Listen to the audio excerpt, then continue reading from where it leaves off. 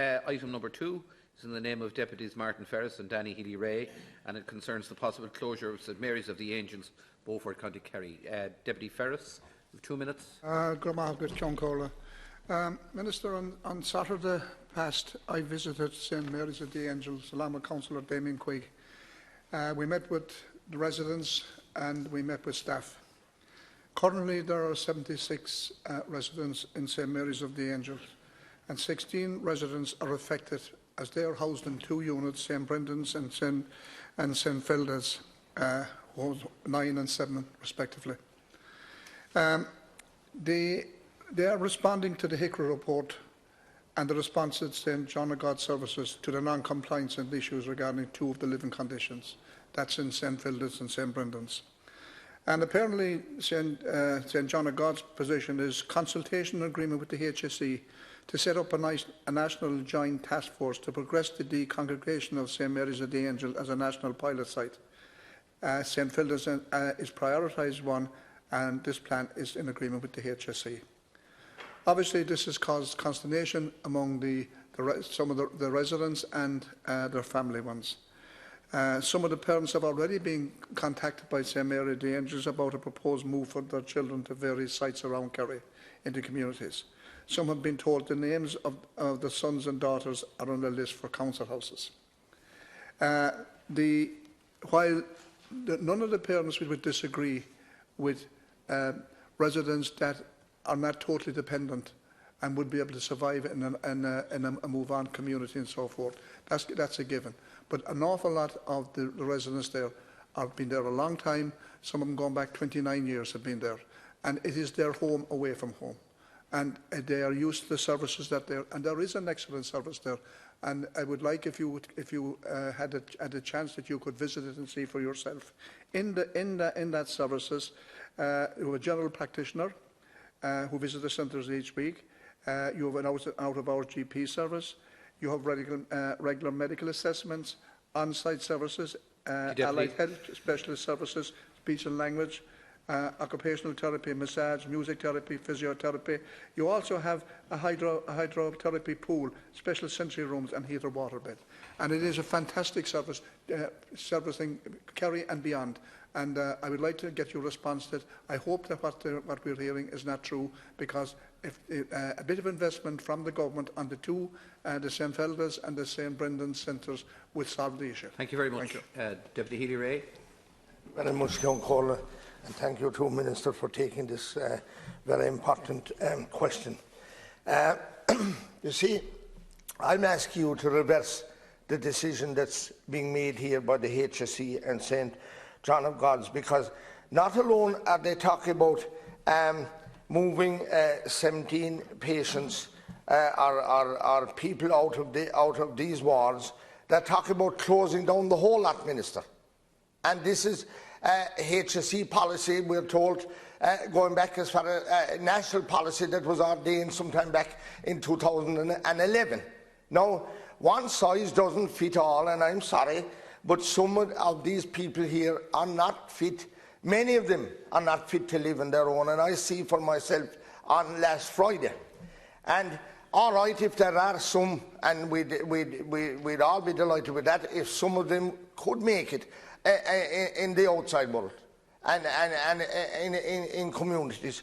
But it's my firm belief, it's the belief of many of the families involved, that this is only an opportunity or a try by the HSE to throw the responsibility back in the families, back on old people that is giving them enough to do to mind themselves, back on brothers and sisters maybe that have their own families and are in a tough struggle to survive as it is.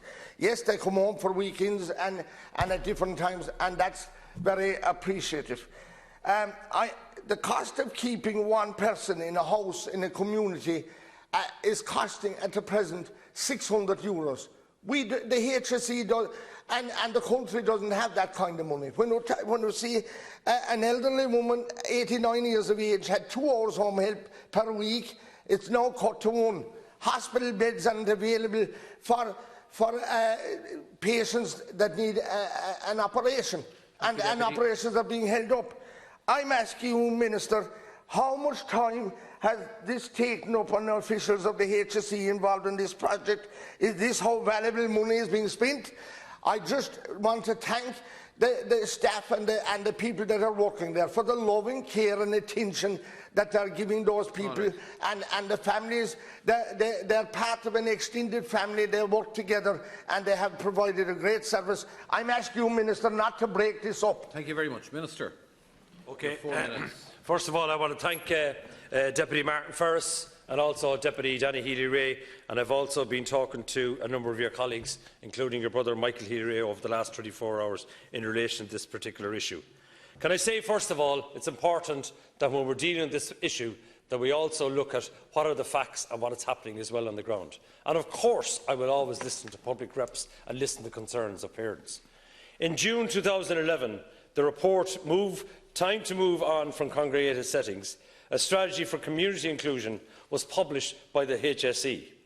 The report identified that approximately 4,000 people, individuals with disabilities, lived in congregated type settings, defined as where 10 or more people resigned in a single living unit are campus based. It found that, notwithstanding the commitment and initiative of dedicated staff and management, that there was a significant number of people still experiencing institutional living conditions where they lack basic privacy, dignity and their lives apart from any community and family. The St John of God services in Kerry has been identified as one of the priority areas for decongregation. The HSE is committed to working with St John of God services and the families to transition 17 residents in ward-style accommodation from the current unsuitable accommodation on the campus to more appropriate settings in the local community. The HSE has put in place comprehensive transition plans, which includes, and this is very important for everybody here today in this debate, extensive engagement with the person themselves, with their families, with their carers and with their advocates, as well as the service provider, to ensure that successful and sustainable transitions into their community. And I think that's an important point to remember. In May 2014, all families received correspondence from St John of God Services advising them that a development committee was being set up to plan and explore what service users and their families the community options available within the county and a strategy for future housing requirements. Reassurance was given to families that individual plans would be made in conjunction with each person and with each family member. In April 2015, at the regular Family Forum meeting, an overview of the HICA regulations and an update in relation to decongregation was provided. Throughout 2015 and 16, the primary focus of St John of God Kerry services has been on addressing the high-risk areas of the HICA action plan, and in particular issues relating to fire safety. There was significant consultation with the residents and their families while this work was undertaken, as some residents were temporarily relocated while the work was completed. On the 18th of September 2016, a family forum meeting took place and discussions were held around the HICA inspections and decongregation. Concerns were raised and many family members were concerned that their relative would not be suitable for community living. It was agreed that a family representative group would be set up, and a meeting with the senior management of St John of God Kerry services was also agreed. In total, 78 people currently reside on the Beaufort campus will ultimately be supported over a number of years to move to more suitable accommodation in the community, dependent on the available funding and sourcing suitable houses in the community. Earlier this year, I announced that we are providing €100 million in capital funding from now until 2021 to ensure that people are able to move out of congregated settings and into their own homes in the community. And I want to emphasise this to Deputy Martin Ferris and Deputy Danny Healy-Rea, that appropriate supports and resources are being put in place to ensure that people are supported as they move out of residential centres. I also want to assure any concerned resident family members that the process, and this is important to the debate, of moving a person with disabilities out of a congregated setting is not something that happens overnight. The process of moving people to more suitable accommodation in the community will take place over a number of years and will be done, and I emphasise, in full consultation with all residents and with all of the families. Thank you very much, Minister. Now we're running badly over time. A minute each. A minute, Deputy Ferris, please. Thank you for your response, Minister. And while I don't doubt your sincerity in relation to the residents in St Mary's of the Angels, effectively here you have two units, St Filda's and St Brendan's, that is the ones of concern. But the other 60 residents are housed in chalets and state-of-the-art facilities. But it would appear from your answer that the whole of St Mary's is about to be closed down over a period of time. From the people I have spoken to, they have said that they had no consultation as of yet. I hope that will be the case. They have also huge concern and worry because their loved ones have been there, as I said, one person for up to 29 years, and they have no other home. The parents and the relatives of the residents there are very, very satisfied, and I spoke glowingly of the treatment of both staff and the facilities up there. All right, and thank you. You know, thank you, a lot of the money used in relation to St Mary's at the Angels was money that was raised locally by local people All right, when the thank state you. failed them. Thank you, Deputy Healy-Rea. You have a minute. Thank you very much.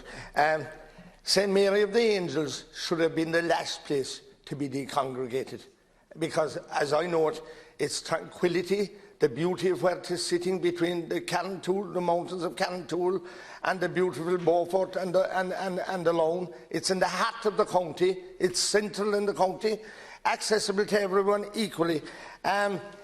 If there is a problem with the two wards, I suggest, like the people locally are saying, why not build more bungalows on the land?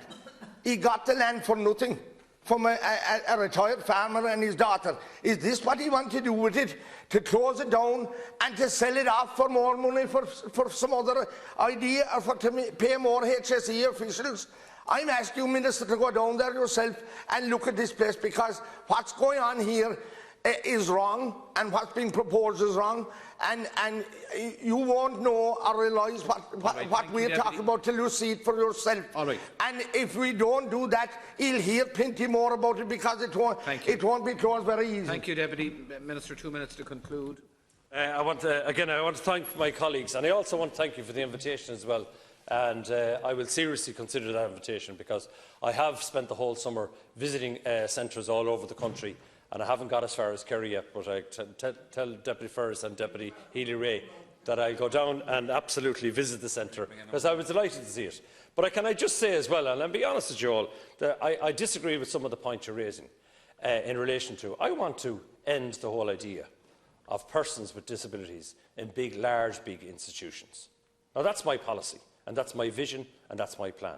I have 100 million at my disposal over 5 years to do something about that. And of course, I listened to what Danny said and what Martin has said in relation to the fears and the concerns of parents. And I do take the point that in the past, people were moved into the community, inverted commas, and there was no services there. Well, that's not going to happen, as far as I'm concerned, on my watch as Minister. The second point I'll say as well, of course, you have to be very vigilant about how the money is spent. I do accept your point. You said there was no consultation. That's not acceptable, because our plan for the future, and I just after leaving the meeting there with, say, Michael's House up in my office 20 minutes ago, and Michael's House services run fantastic services, but they have a key thing in relation to parents' forums, consultation with parents, and letting parents and families make the decisions that suit their. One size doesn't fit all. I accept that argument. I accept that argument totally. But what the point I'm making is that we need to have an equal partnership between the service providers and the persons with disabilities. But can I also say, I came across a centre 2 days ago in Dublin City who started the process of moving out from congregated settings into smaller units in the community, and the staff transferred with them. And can I say that the CEO of that company told me it was very difficult for some of the staff and some of the individuals for the first few weeks. And some of the staff themselves had been so long working in the institution, they became institutionalised themselves. But having said that, they're now in the community. The services are with the 4 people in this beautiful house out in the South Dublin. And that's the way I want to go forward. But finally, can I say, as far as I'm concerned, the days of institutions are over, but I will listen to parents and I will do it in full consultation. Thank you very much.